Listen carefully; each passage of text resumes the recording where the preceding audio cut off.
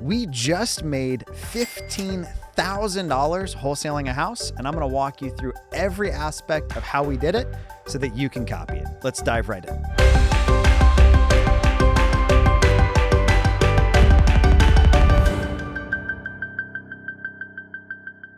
I'm about to walk you through every aspect of how we made $15,000 on this deal. I'm not going to hide anything. I'm going to show you the lead in the CRM, even back and forth texts with the sellers, how many times we mailed them, what lists we were on, how we analyzed it, all of that, including why we chose to wholesale this one. Before I dive in though, all I'm going to ask, if you like it, get value out of it, like the video, that gets us in front of more people like you, and subscribe if you haven't already.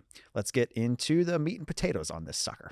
So right off the bat, this particular deal came in from direct mail that we got through Ballpoint Marketing. They do all of my direct mail. I also own them. So, total shameless plug. But if you want to get deals like this, you need good mail. So go check it out.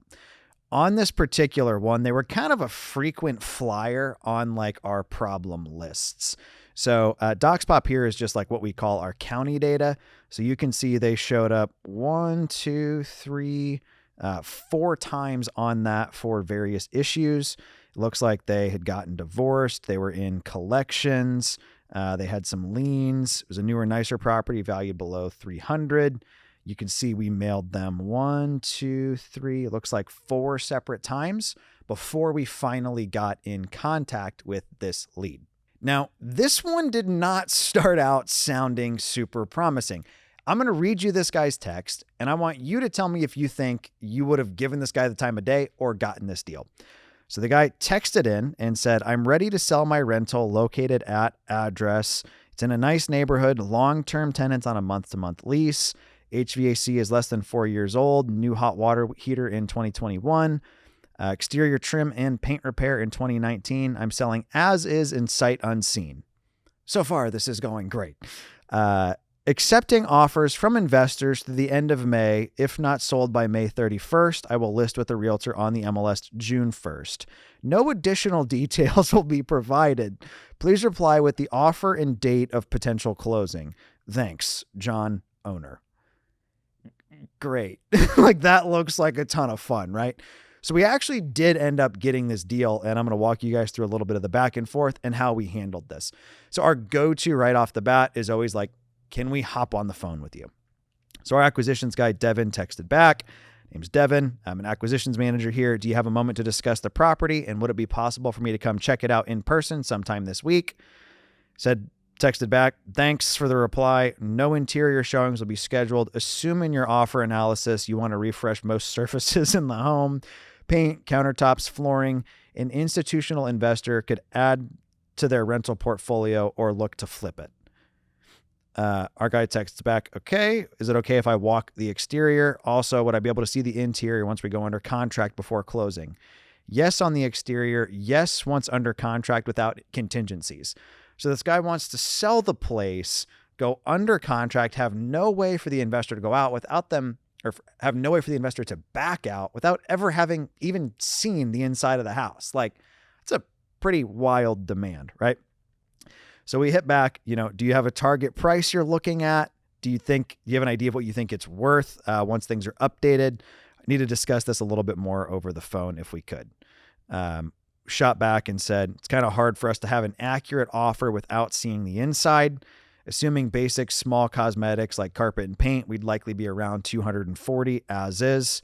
Once we go under contract, we do a walkthrough. Closing would be in less than 3 weeks, right? So that was May 10th. He didn't even acknowledge our text, which is great. So here's what we did that we do on every single lead. So one of our first questions we asked was, when do you need to sell by? The guy said if he wasn't under contract by May 31st with an investor, which apparently his behavior didn't work well for him with other investors, that he'd list with a realtor on June 1st. So June 1st, we reached out and said, did you take any offers on the place? He didn't get back, didn't return calls, lots and lots of back and forth that I'm not going to bore you with, but you can see here, this took 71 text messages and 30 outbound phone calls to get this deal. Now, I know what you're saying. It's a lot of work to make 15 grand. Guess it kind of depends like where you came from, right? Back in the day, my last year as a W-2 employee, I made 23 grand pre-tax. If I could make 15,000 bucks just doing this with one of these, I mean, I would do that all day long. But here's the cool thing. I didn't make any of these phone calls. I didn't send any of these texts. It was all the folks that work with us simply using the system that we have in place. Now, on this lead, we also used what are called like our drip sequences in Resimpli.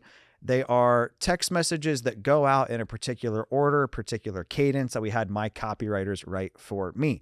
I don't think I've ever offered this before, but if you go to Resimpli and sign up with our affiliate link, I will give you those drip sequences. All you have to do once you've signed up under our link is email support at Resimpli, and don't email them, use like their chat function and just ask them for my drip sequences. As long as you were under my affiliate link, they'll go ahead and add those to your account. So that's my give for you on this video. That, and it's not just like, please go use my code. You're actually getting something out of it that we've used here on just this one deal to make 15 grand. So we reached out to the guy June 1st, didn't get him back on the phone until December 13th. So from June, July, August, September, October, November, December, 6 months where this was just looked like a dead lead. I think a lot of you probably would have given up on this one in that time frame before he finally hit us back. Let me show you guys how we analyzed this thing now. So to actually get into this house, he initially sent us pictures that included like some hints that there might have been water damage. So we were like, look, in order for us to buy this place, we need to come out and look at it. And he finally just agreed. So let me show you guys this actual house once we finally got into it. So super nice looking, like Vinyl Village property. This is in an area in Indianapolis called Fishers. Great part of town to be in. I hate the yellow paint, but we're about to see why he was so much of a stickler about getting like a sight unseen offer. Typically, somebody isn't that insistent on not showing you the house unless there's something that they don't want you to see. Occasionally, it's like a tenant thing, like a, hey, I don't want to spook my people. In that instance, we're just like, look, I can be whoever you want to be. Tell them I'm, the home inspector, contractor getting estimates for paint, like whatever you want, but I'm not trying to go in and scare off your tenant. Sellers are often worried that like they're going to be worse off having had you come through if you can't come to terms or now they have a vacancy, which I get. Just kind of one of those objections you end up working around. So on this place, we can see definitely like some settling and stuff inside, which isn't a huge deal, but there's definitely something going on with water damage in the ceiling. That, ugly floor popping up, more water damage, hardwoods that definitely need to be redone. Also looks like some water damage to them, more water damage. Right. Like you're kind of, starting to get the theme here. More water damage, extra water damage. Clearly seems like there was a roofing issue or a plumbing issue, like something that just wasn't going well. Right. So I'm going to walk you guys through how we analyzed the deal. On this particular one, we used what's called the 75% rule. You take what a property's worth, you go 75% of that, subtract out the cost of repairs, and that's your MAO, your max allowable offer, basically the most you're going to pay. If you're wholesaling, you want to go below that as well. So on this particular deal, we had here that there's some sort of issues with the bathroom vent leaking into the ceiling, vent stack, something.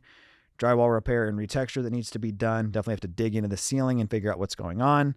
Say we're at least $4,000 there. Interior paint and flooring, another $16K.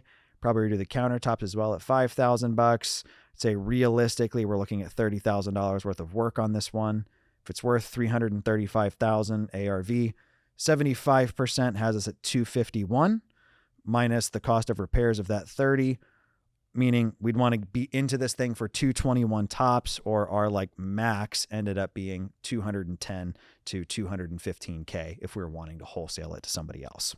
So we ended up offering on this particular one $213,000. Seller was pretty against that. If you remember initially, we told them through text we thought we'd be in like the 240 range. So we ended up coming up to 225 because our plan was to take this deal down, flip it, and do it ourselves.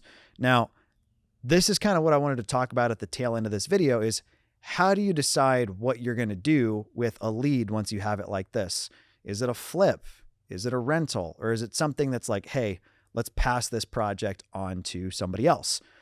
On this particular deal, it's an area that I would love to hold it as a rental in, but it just wouldn't cash flow. If you're looking at let's call it $260,000 all in, like you're not going to get enough in rent where this is going to make sense to hold. If you're talking about just flipping it, could make a lot of sense to flip, actually. That was our initial plan with this thing. However, as it sits, I've got over a dozen flips going in this market currently. So what we ended up looking at was, what are just the highest and best needs of the business? Do we need another project? Like, do I need to keep contractors, subs and stuff busy? Do I need another cash flowing rental property or like a tax write-off? Or do we just need some income in the business? So on this particular deal, given the water damage, given that we already have multiple projects going, this is a great flip. It's just not for us in this season. We already have enough flips going on. So we decided to wholesale it and take the quick $15,000. At the end of the day, like the folks that bought this from us, they're getting a property for $240K that's worth $330 plus that they're going to put like 30 into. There's still plenty of meat on the bone on that. Can't be upset about that at all. That is it. That is all I've got for you today. All the ins and outs on how we pulled $15,000 out of this lead that we ended up deciding wasn't for us to take down as a flip. Hopefully you found it helpful. If so, all I'm going to ask, share it with a friend. Again, my name is Ryan Dossey. I appreciate your time, and we'll talk to y'all next time.